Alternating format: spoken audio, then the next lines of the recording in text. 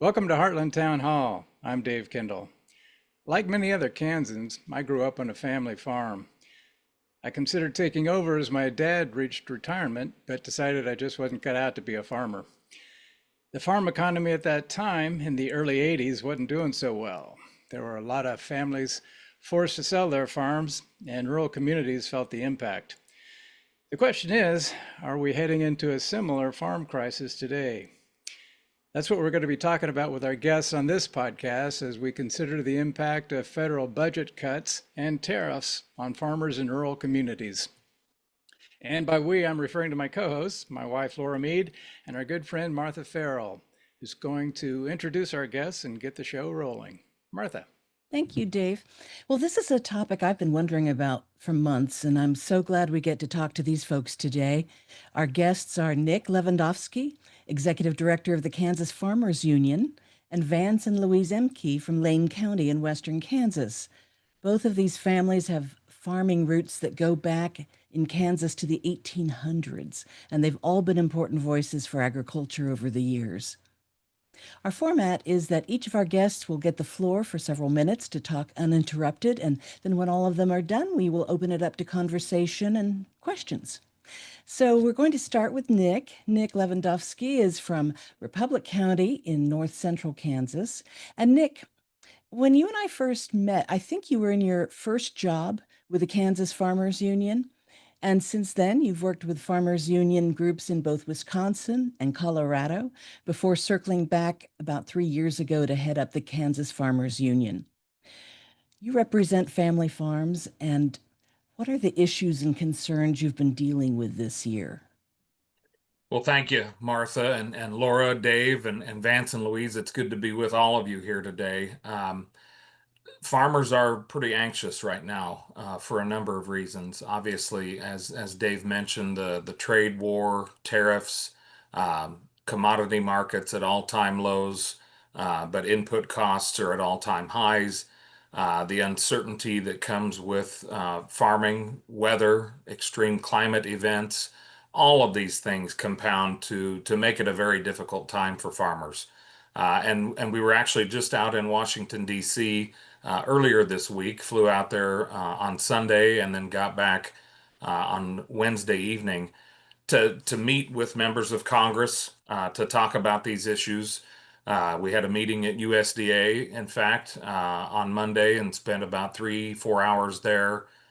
Department of Justice Antitrust Division, because the corporate monopolies or oligopolies that have kind of taken over, especially the farm input side of things, where there's only 3 or 4 options when it comes to equipment manufacturers, when it comes to seed and fertilizer distributors, when it comes to meat packing, for instance. There's just so much corporate control and takeover. And so we've had these conversations, and obviously it was very important for the 250, almost 300 members of Farmers Union to leave their farms, to leave their families for a few days and go to DC, because only they can share that story. I can't tell that story for them. I mean, I do, that's my job, but it's more important for them to go and share their personal concerns with these leaders, with these legislators, policymakers, whatever you want to call them.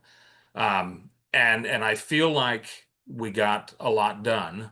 It's my understanding that of the 535 offices on the Hill, we hit just close to 500 of them in person, whether in meetings or dropping off information.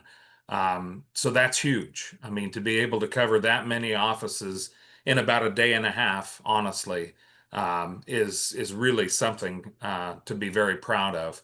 Now the big part is, are they going to do something about it? And what can be done? And we listed all of those things as I mentioned, the concerns about commodity prices, production costs being up, but bankruptcies are up 95% in the first quarter of 2025 compared to last year. Food prices are up. So this doesn't just affect farmers, it affects consumers too. And, we need to remember that farmers are only getting about 16 cents out of every food dollar that's spent at the grocery store. So farmers aren't getting rich off of what they're marketing or selling. Somebody else is. Somebody else is making that money. So, we asked Congress to do something. We asked them that they finish the farm bill.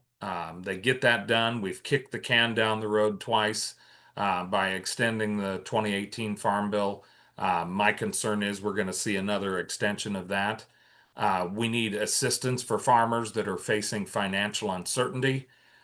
We need to make sure that farm programs work for those family farmers and ranchers by eliminating loopholes and enhancing profitability. We've got to break up monopolies.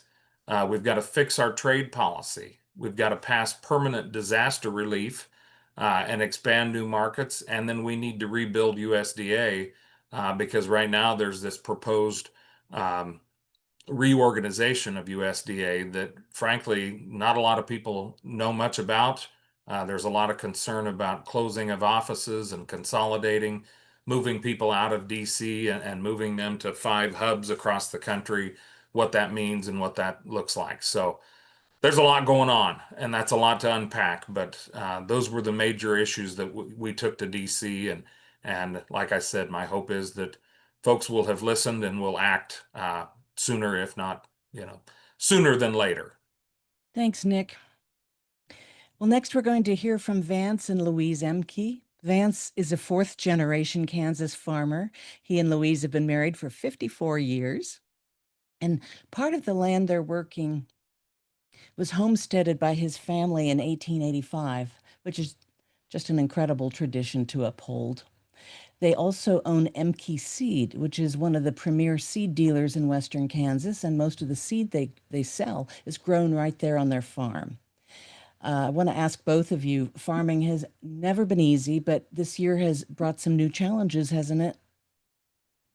Yes, unlike, in our 50 years of farming, truly, we do think, every year we say, boy, this has been a different year. But truly, I mean, this one is different because of the challenges with markets for sure, the ups and downs and the swings. But not only that, we have a weather issue. Our normal rainfall is 18 inches a year here on the high plains. We're in the real west. That means we're west of the 100th meridian, 35 miles. So you are in the real west when you come to our place. And we're very proud of that. And we have the vistas to prove that. Anyway, so on the high plains here right now, we're sitting at what, almost 24 and a half inches of rain to date. And right now, I mean, we're supposed to be like at 15 or 16. So we have record rainfall. In fact, there's been a suggestion by one of the 90-year-old farmers I know that we're going to have to prevent plant because we can't get our wheat planted because it's too wet. So really stunning turn of events here. And so we hope to get planting. Yeah, and everybody out here has a real intimate relationship with pigweeds. Those things will grow 3 to 4 inches a day, and we've had a lot of trouble controlling those in the fallow ground and in crop. But switching over to what we're supposed to be talking about, Nick did a really good job of, hitting the high points of some of the challenges that we face out here, like with these tariffs and the trade war. With these tariffs, everything that we buy goes up in price and everything that we sell goes down in price. So we're really being economically drawn and quartered down here because of that. This is honestly some of the worst farm policy that I've ever seen in the past 50 years with the tariffs and the trade wars and the real low commodity prices that we've got. Unfortunately, we're sitting on the top of a gigantic corn and milo crop out here. And because of the tariffs, the bottom has fallen out of every one of these commodities, especially grain sorghum. 90% of our exported milo goes to China. And because of the trade war, they are now shopping elsewhere and their imports have dropped to zero. They also take in about half of our soybean crop. And again, they're buying nothing here because of the trade war. Instead, they're down in Brazil, Australia, China, developing infrastructure and providing those people with the technology and the know-how to produce crops that they will no longer have to buy here. So, we may have permanently injured a very serious crop to this area, like grain sorghum. Some of the elevators that we've talked with say they have not sold one kernel of the 24 crop. Now they're looking at the 25 crop. And so, for those elevators, they could be getting in trouble, borrowing money to buy things that they can't sell. Exciting times, Nick. Well, it's just, it's like, and then our best customers go have their own party and we're not invited over there, and we're with Putin, and not that they're the best customer, but with, potential of India, we've just, that's gone, or made them kind of angry. I was going to use a colorful word, but I'll refrain. Yeah, one of the casualties, was the USAID program. Annually, that program, that institution would buy about $2 billion worth of commodities that we produce here. And that market is no longer there, just like China, they're AWOL. And we've also lost a lot of get that fly off of the. Oh, it's a fly. I wondered if it was your cat. We have this one fly in here, and I was thinking, well, if he's going to cause trouble, well, there he was. Well, anyway, one of the other casualties outside of losing the USAID market is that Kansas State University, for instance, has lost about $50 million worth of research funding. Louise and I are up on the Kansas State University campus a couple of weeks ago, talking with some research people back there. And one of these people, one of these researchers, said that he had just lost a $110,000 federal grant to study alternative energy. And they killed that simply because it had that word alternative energy in there. So we really do need alternative energy sources, to combat global climate change, but also so that we have infrastructure out here, like from, wind turbines and solar farms and whatever, so that we counties can tax the living hell out of them. We need to spread this property tax. I mean, landowners are just getting zonked, and some of them, hey, is this too much? I'm going to sell. Well, we need those. Those are bankers here. That's what the young farmers are renting from, is those landowners that are in the rest home or retired, and we need those capitalists. We need those people being the bankers, so to speak, plus the regular bank to fund them, to keep them in business and to start. Well, here in Lane County, for instance, the two major sources of income to the county are going to be property tax and oil and gas. And then you go way on down to these other things like housing and that type of thing. Over time, oil and gas is simply going to go down, and it's going to put more and more pressure on property owners to foot the government bill. So we do need things like pipelines, elevators, railroads, wind turbines out here to help us maintain our identity out here. Yeah. Keep the hospitals, etc. Yeah. Absolutely. Wow. Thank you so much. I mean, this is so rich already. I think what we'd love to do, and thank you so much, Vance and Louise, it's just so much information and so important. We'd love to move into the dialogue piece and really give us all a chance to talk together about this. And I think, Dave, you had a question that you were wanting to ask, if I remember. So Nick, I wanted to ask you about you were back in DC, and it sounded like you had what seemed to be like some level of success anyhow, which is good. What do you think about what they're doing with the USDA and kind of reorganizing and shifting, making it regional offices and like moving people out to Kansas City and places like that? Well, I'll tell you, Dave, I'm not convinced that that's the answer. I get the premise behind it, and it all sounds good that we're taking people out of DC and we're bringing them out to the countryside. And I think they said there's 5 different hubs from North Carolina, I think, all the way out to Salt Lake City. And one of them would be located in Kansas City. I'm not sure if it's Missouri or Kansas, but either way, that would be the closest to us. But my concern is that we've already lost about 20% of USDA employees since the start of this administration. USDA roughly had about 100,000 employees when Trump came into office back in January. So we've lost that many already due to the Doge effect, the DRP, those kinds of things. I'm worried that we're going to lose even more, probably closer to another 20-30% more, because you've got people that have lived in DC most of their lives, most of their careers, and have devoted their lives to this work. Many of them for many, many years, that know these programs, know the agency like the back of their hands. So you've got that institutional knowledge. You're not going to get them to pick up and move to Raleigh, or you're not going to get them to pick up and move to Indianapolis, Kansas City, Colorado, or Fort Collins, you name it. They are going to stay right where they're at. They're going to probably either retire, or they're going to find other work to finish out their careers. And that's going to mean we're going to lose some of that institutional knowledge.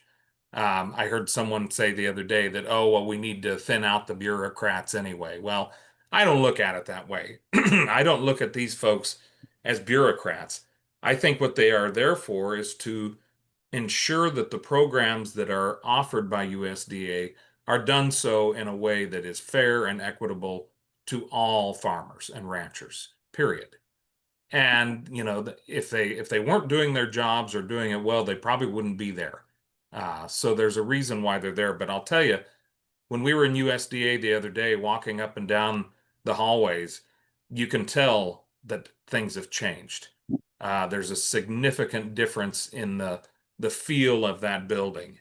There's lots and lots of offices that are dark, that are normally lit, and people buzzing up and down the halls. Even just going into the cafeteria the other day, because we normally eat lunch while we're there before we go on up to the hill for our other meetings. And, the cafeteria used to be full. There used to be people coming in and out all the time, and there were lots of options, and that has all changed. Most of the vendors that were in the cafeteria have closed. It's really very striking. And now we hear that particular building, that I guess it's the south building of the Jamie Whitten USDA building, will likely be closed in this reorganization. So what will happen to that, I don't know. So yeah, I'm really concerned about what this reorganization means. I know there's a comment period right now through the end of this month, so people can go and say, hey, this is important to us, and here's why. But I think the big thing for us that we shared a lot in this meeting or in our discussions is USDA staffing, especially on the county level. We have seen for years now challenges with keeping those county farm service agency or FSA offices fully staffed, along with the Natural Resource Conservation Service staff. And so that's one thing we've got to ensure, that we can't see those offices closed or consolidated or understaffed, underfunded, because we've dealt with these challenges for far too long. So it's my hope that we can address that as this proceeds. Yeah. I want to follow up with Vance and Louise. Are you seeing this at the local level in terms of staffing cuts and USDA in your region, offices and such, lack of services?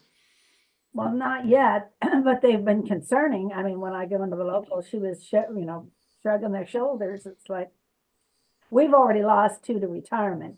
So our office used to be overstaffed, actually, and they'd often send one down to another county. But now they were actually trying to hire somebody, and they apparently are having challenges getting people to apply. NRCS has an opening and they're having, nobody's applying. That's the other thing too. We do have a shortage of some folks to hire as well. I will say our son and daughter-in-law worked for USDA and they actually thought they were going to lose their jobs right away in Kansas City.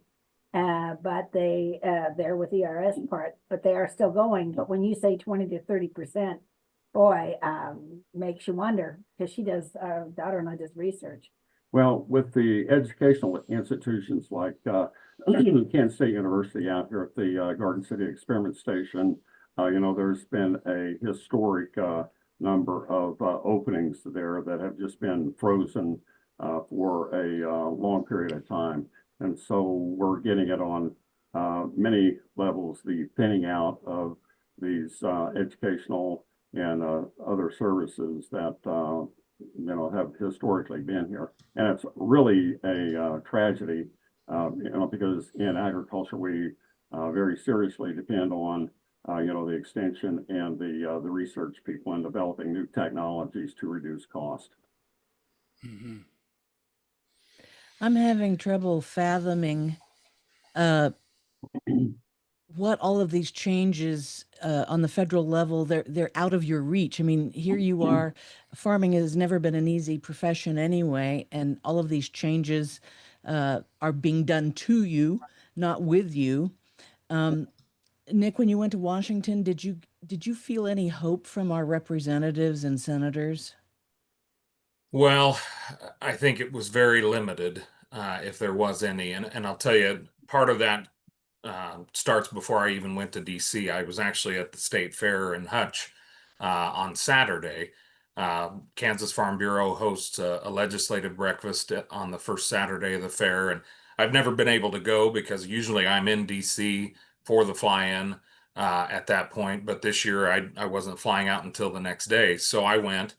And we got to hear from Senators Moran and Marshall, and then Congressman Tracy Mann, and it was kind of interesting to hear from each one of them individually, kind of where they are and how they see things. And for Senator Moran, it was interesting because it seemed to be more of a somber tone, very reflective, um, and the comments that he made me kind of think, okay, he's really feeling this. He's seeing things from the perspective of the farmer and hearing the concerns.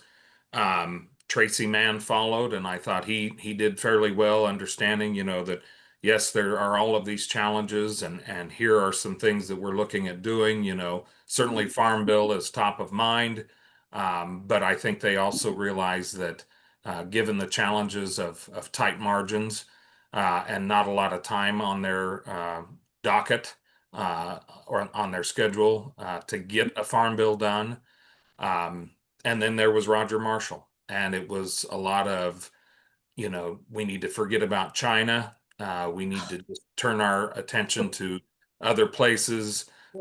It was a whole, I mean, it just ran the gamut. So to me, then, following that, there was the Ag Forum that Greg Akagi does from WIBW. Used to be the Pat and Dan show, Pat Roberts and Dan Glickman, and has since morphed into what they call this Ag Forum. It was evident to me that there were a number of folks in the crowd that day, and it wasn't a very big crowd, but there was a lot of concern.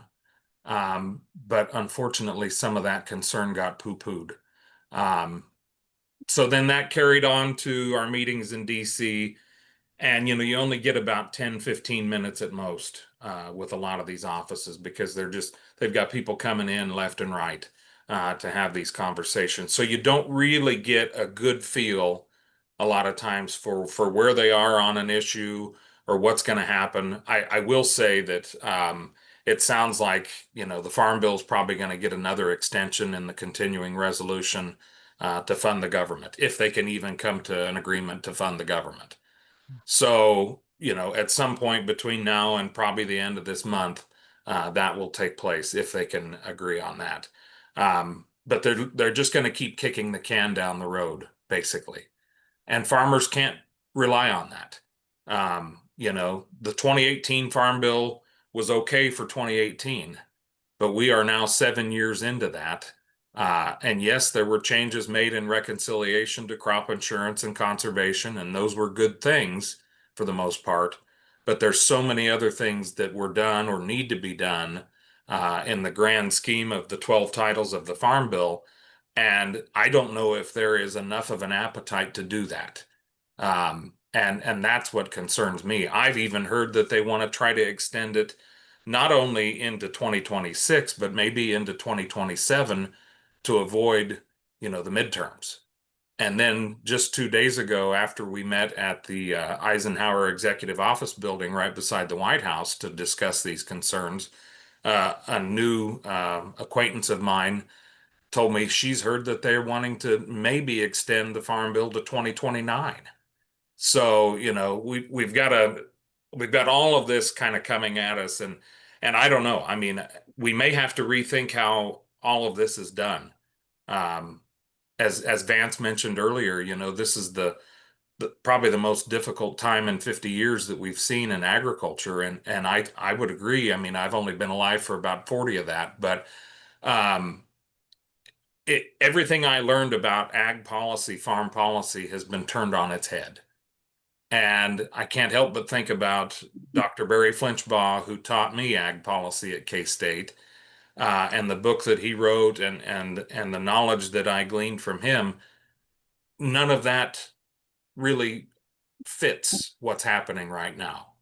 Very little of it fits what's happening right now, and that bothers me because that just adds to that uncertainty, and we don't know from one day to the next where things are going to be and where they're headed.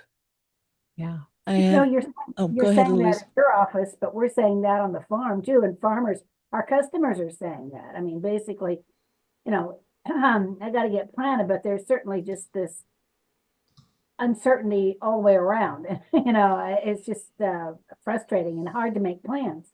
Right. Yeah. It just doesn't make a lot of sense. Yeah.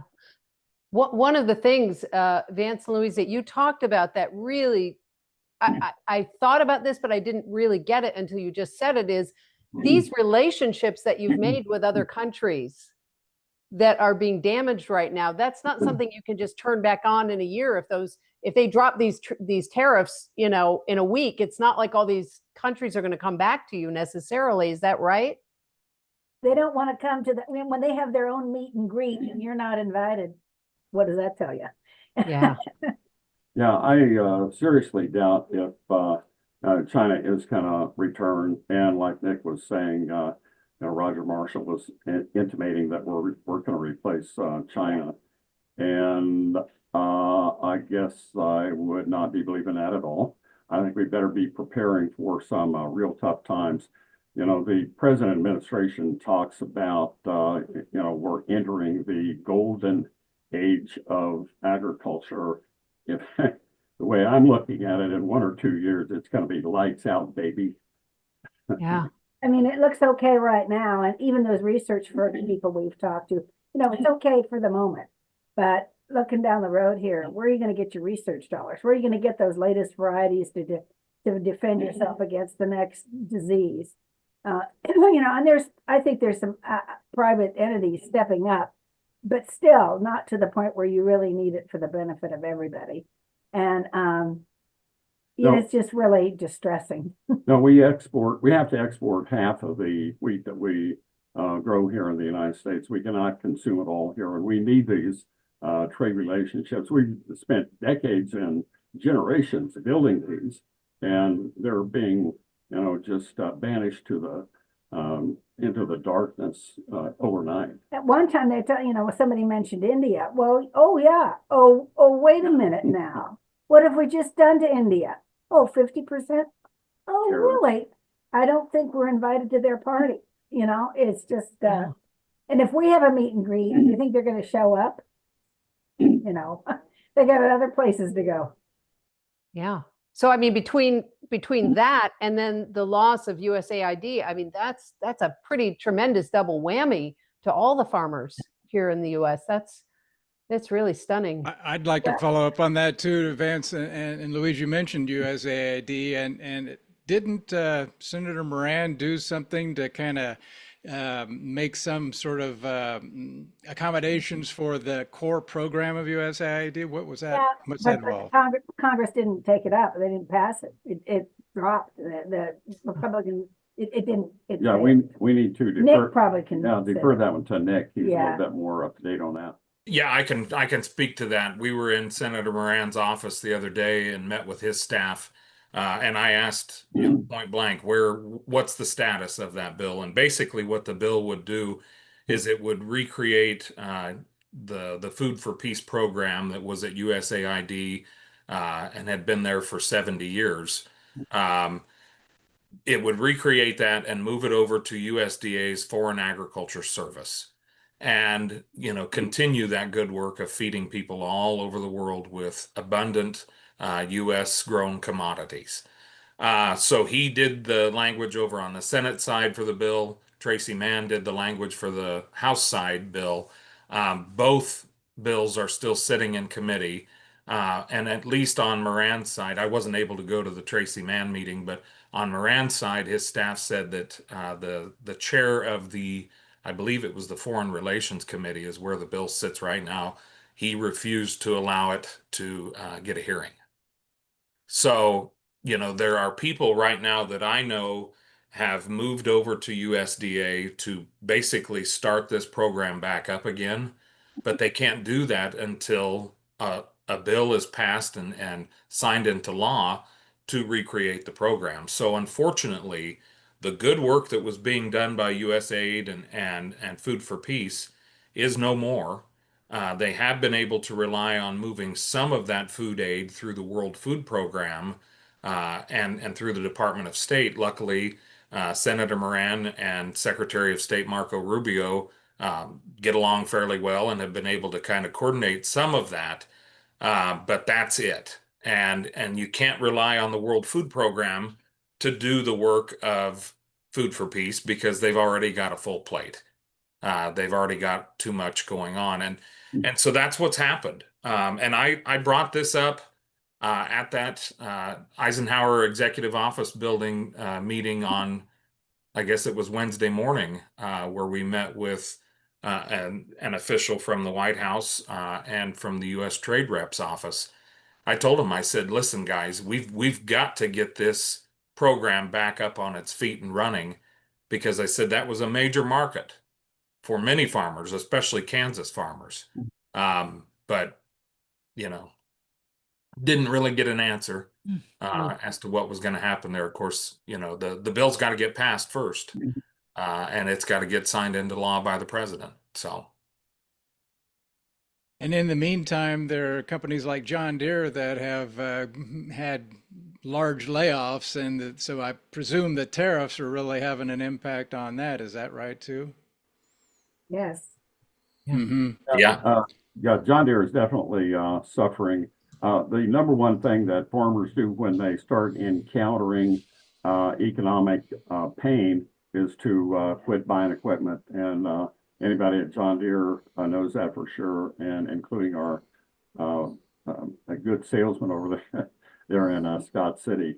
The phones just don't work over there anymore. Nobody's calling. On the other hand, the auctions where people are retiring or getting out of farming, they are well attended, and used equipment is going pretty high prices actually.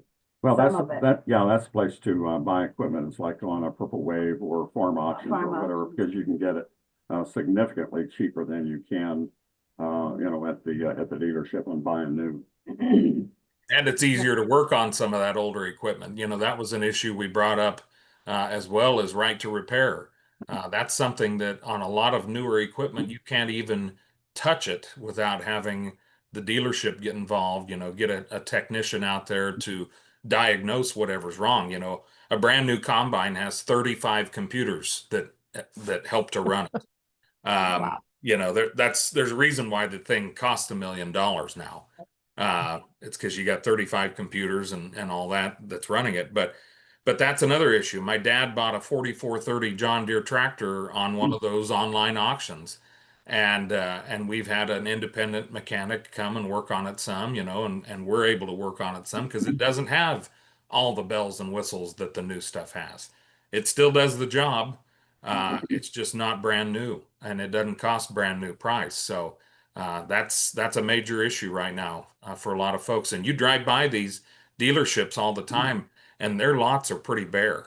You don't see a lot of, newer equipment, um, any of that. I mean, it's pretty sparse, which concerns me. I mean, that's a sign. That's a sign that we're headed for tough times. Steel tariffs have really clobbered, the farm equipment dealers like John Deere and Case International and whatever, as well as, the cars and pickups and whatever. And, I don't think those prices are ever going to go down. The hope is with these tariffs that we're going to bring all these industries back to the United States. But the only way that they can exist is with these high prices. And as consumers, Louise and I want to buy, the cheapest thing there is out there, and that's from Canada rather than from down here in the United States. So that, Nick was talking about the uncertainty of this environment that we're in right now. If you're a manufacturer, are you going to build a new plant thinking that these tariffs are going to exist there and give you promise you a profit? I wouldn't bet 5 cents on that. So, if you're thinking about building a new plant or buying another quarter of ground, I mean, you think long and hard about it before you do anything. Yeah. I would love to hear from each of you what, because you have so much wisdom about, with decades of experience in farming, what do you feel, and any one of you can start the answer, but I'd love to hear from each of you. What do you feel that farmers need right now, not just to survive, but to actually thrive? Because that's the advertisement, that we want our farmers to thrive. That's what they're saying, the golden age. What do we actually need to have that happen? Profitability. Yeah.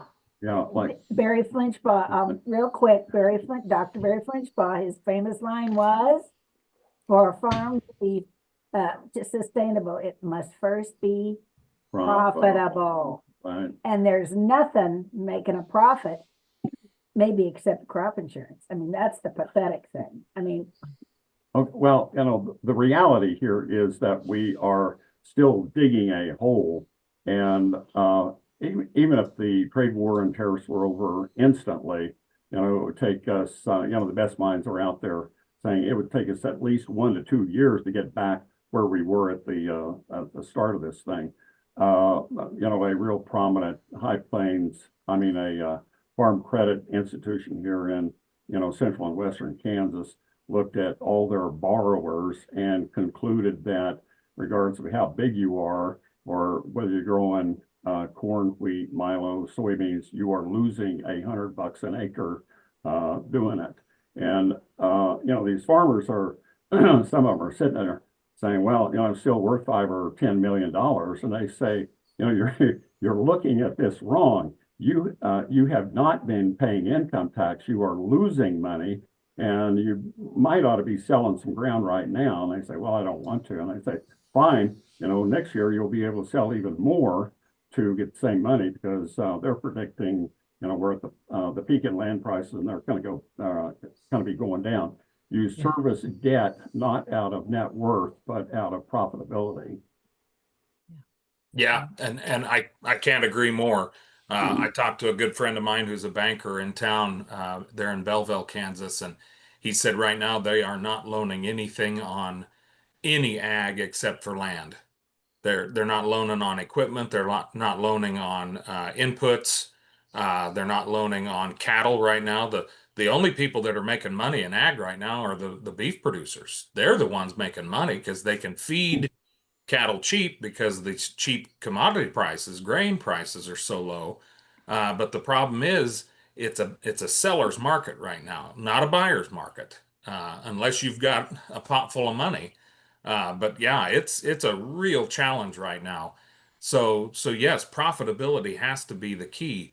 And the issue came up, of course, in our meetings. If you remember back to Trump 1 back in 2018 when we went down this trade war tariff issue, they created what they called the Market Facilitation Program to pay farmers for their losses, particularly on soybeans, but it was a number of other commodities as well. And they utilized what's called the Commodity Credit Corporation, or the CCC, that had about $33 billion in it. And they took 28 billion of that and paid farmers, wrote checks out based on production, based on acres, that kind of thing. So a lot of farmers got checks. It certainly didn't make them whole, but it helped a little bit. But that's not going to replace the markets that we need. That China market, the chance that we had, just a few months ago, we had our foot in the door in India to send grain sorghum over there because it's a major staple in their diet and it's non-GMO, which they like. But now, as was mentioned earlier, they've turned their back on us. So And what we're going to be sitting on a lot of grain here soon that we don't have enough storage for. And you and I and everybody else in this country don't consume enough of it, or any of it, frankly, because a lot of it gets turned into livestock feed. And our cattle numbers are at all-time lows too, which is part of why the price is up the way it is. So, it's almost like the perfect storm. But we need trade, not aid. We don't need checks written by the government to keep us afloat and all that. I know that's what they're going to do. The problem is also right now, the Commodity Credit Corporation only has $4 billion in it. It had 33 billion. That's the threshold that they have it set at, but it takes a government appropriation to get it back up to that 33 billion. And So, Mexico isn't Mexico another trade we have not made very happy? And yeah. then also, so yesterday in our county, there was a big sorghum growers meeting. And it was, well attended. We were busy with seeds, so we didn't go to it. But my attitude, why would we go to a sorghum growers meeting? There's no market. So I asked our extension person today how the attendance was. Oh, lady, well attended. So I said, what did they say about the markets? They were pretty wishy-washy. They had no answer. They had no good, and I was glad she was so honest with me. They didn't have any answers. It's like, why would you encourage people to grow milo when you don't have a market for it? Yeah. You're going to get $3 or less per bushel. I mean, I think they went for the free meal and the fun, and it had rained. Something to do. I mean, really. Yeah, it's a way to get out and see everybody. Yeah. Well, one of the markets that obviously that I think is kind of coming around, and I don't know, we'll see. When Vance and Louise and I and a number of others were featured in the New York Times article here a while back, Kim Barnes at Pawnee County Co-op down in Larned said that all that 5 million bushels of grain sorghum that he was sitting on, old crop from last year, he finally got it sold. But he also has collected the business cards of pet food companies. So that's a market now, evidently, for some of this grain sorghum. But still, I think most folks would rather it go to feed hungry people all across the world. I mean, I don't know how big this pet food industry opportunity is. I know people spend a lot on their pets, but I don't know if it's going to be enough to make up for the losses that we're looking at with grain sorghum. It's really concerning. One Well, question I'm curious about how you guys feel about this. Sometimes, like you mentioned the New York Times article, and some of the response you get from people outside the heartland is, well, those guys voted on it, I mean, they're getting what they voted for. So, what's your response when you hear something like that? Well, here in Lane and Scott County, 85 to 87% of the people voted for, Trump. And, these are very rural counties. And well, I'm a Republican myself, but, it's very hard to change a religion and vote for somebody other than your particular party. However, one of the things that we are seeing is that certain of these people, like Louise was talking with some farmers there in Dighton the other day, and they are connecting the dots. Like we've got really, really low prices, and we've also got, a trade war and tariffs. Maybe they're related. They're not kind of criticize the administration, but they're really zeroing in on the consequence of, this trade war and how that's affecting them and their net farm incomes. Yeah, I would agree. Before I left, I talked to a couple different farmers just to kind of get a feel for where they are right now. And I know both of them well. I know how they vote. I know, what they believe and all that. And both of them said, we thought we'd give him another chance on this trade and tariff deal, but it's not working. This is not working. I And haven't heard anybody openly admit that they were, Yeah. nobody's done that. So I'm Yeah. impressed. That was the shocker for me, is I hadn't heard anybody prior to that say those words, and these guys did. And I thought to myself, wow, that takes a lot. It takes a lot to admit that. But the thing is, I don't want them to say they were wrong, because in their mind they were doing what they thought was the right thing. And honestly, they weren't lied to. Trump didn't lie to them when he said he was going to do tariffs and go into a trade war and all that. He, for once in probably his whole life, he didn't lie about this. But, the reality is, here we are. And we can let this issue continue to divide us between rural and urban, or left and right, moderate, progressive, liberal, whatever you want to do, or we can use it to bring ourselves closer together to better understand the issues that people are dealing with. And that, I think, is going to be really important, especially in these next few months and years. In order to save what we have as far as a society and a democracy, I think that's the only way we're going to get through this, is we've got to have conversations that are civil and help people to understand why people vote the way they vote, why people decide to do the things that they do. And it's going to be difficult. But most things that are worthwhile usually are difficult. Yeah. So I think that's important for us to remember. We've got to put some of these things that we're never going to agree on aside, and sit down and realize, okay, this is an issue that affects everybody, but we can't let it continue to divide us, because then they win. And we don't need that. We all need to win. We all need to be together when it comes to this, because less than 1% of this country grows the food, feed, fuel, and fiber. Less than 1%. And we're already a minority. We don't need to be pushed further and further into that sector, and away from the folks that rely on us, because they're the ones going to the grocery store and they're seeing those high prices. And the last thing we need them to do is blame the American farmer for why they're high, because it's not. When I mentioned that the farmer's getting about 16 cents on every food dollar that's spent, 50, 60 years ago, it was 50 cents. We were getting half of that dollar. Well, where's it going? It's going to the big corporations. It's going to the people that are transporting it. It's going to, packaging, all of that. It's not coming back into the farmer's pocket. Well, on that note, I think we probably ought to wrap up here and let you guys get back to profitability.